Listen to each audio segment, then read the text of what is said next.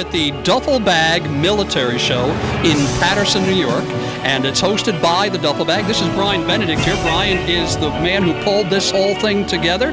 And how many times have you done this now, Brian? This is our 7th show. 7th show. Now, something's different about this show than any of the other shows you've had in the past, isn't it? Well, we've expanded to include pre-1898 firearms and accessories, and that's brought in a whole new dynamic of collector and buff, so it just blew the doors right off the place.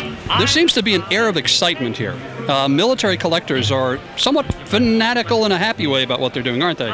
Yeah, they are, and they tend to be extremely patriotic folks, very interested in the history of their country and of the world, actually. And what's nice about this show is that it's 100% Militaria.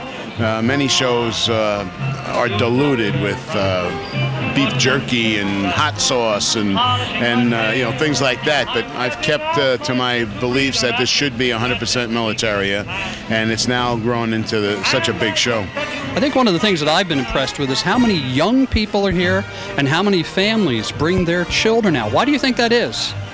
Well, most people don't understand how kids really are interested in history.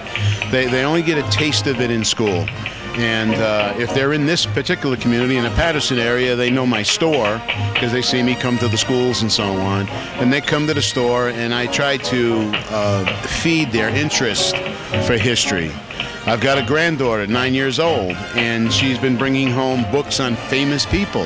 Now, nobody told her to do that. She just took an interest to learn about Sybil Ludington, Martha Washington, and some other famous ladies. On a commercial level, we keep a very modest admission to this show so that it can be a family event. So Dad can afford to bring in Mom. The kids under 12 are unfree. We have good food for them, and we just want it to be a family event. I've noticed something interesting too, that even though there's all these collectibles and these uniforms here, and there are collectors who are willing to pay a good price for stuff, I've watched a number of these dealers mark their price down for these young people. Yes. When they've seen the excitement, they've actually lowered their price to, I guess, invest in the future? Well, yeah, and we have one fella, you know, vintage uniforms, World War II stuff. The men were smaller then. They're not our size. No. So there's still a glut of these old small uniforms. And we have one gentleman, whenever he sees a kid come in, he always pulls out a free jacket, like a light jacket we call them, from World War II, and he gives it to the kid. Now, we've seen those same kids coming back here time after time, and they're interested, and they start sewing patches on their jackets and pins, and it keeps them going. You know, they learn about all the insignias and the history of them. And this is it's called a military show, and I know a lot of things are for sale here, but it's like going to a museum. In fact, I believe that they'll see some things here that they may not see in a museum, and they can actually touch some of the things too. Yes, museums today, they tend to have very few artifacts on display and a lot of text, a lot of verbiage, and all the good stuff's in the back room. But here, the stuff is out where you can see it.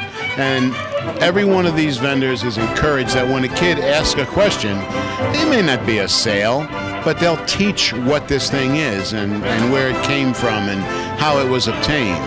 So it's a hands-on museum experience. So when's the next show, Brian? The next show here will be October 27th in 2009. But in between that, we will also have a demonstration that we do for the National Archives at President Roosevelt's home in Hyde Park, New York. That's Memorial Weekend. It's free to the public, and that's where we bring out everything from World War I to the present time. We bring in whatever tanks we can get, half-tracks, we fire the weapons, do all kinds of displays, and it's a great day for a family. Well, that's great. Now, what's your website in case people would like to go and see that? It's www.theduffelbaginc.com. So www.theduffelbaginc.com. Yeah. Very good. And who knows what you'll see when you come out. You might see someone like me dressed in a uniform of the 4th New York from the Revolutionary War, people in World War II and Desert Storm, a whole lot of different things here. You certainly don't want to miss this.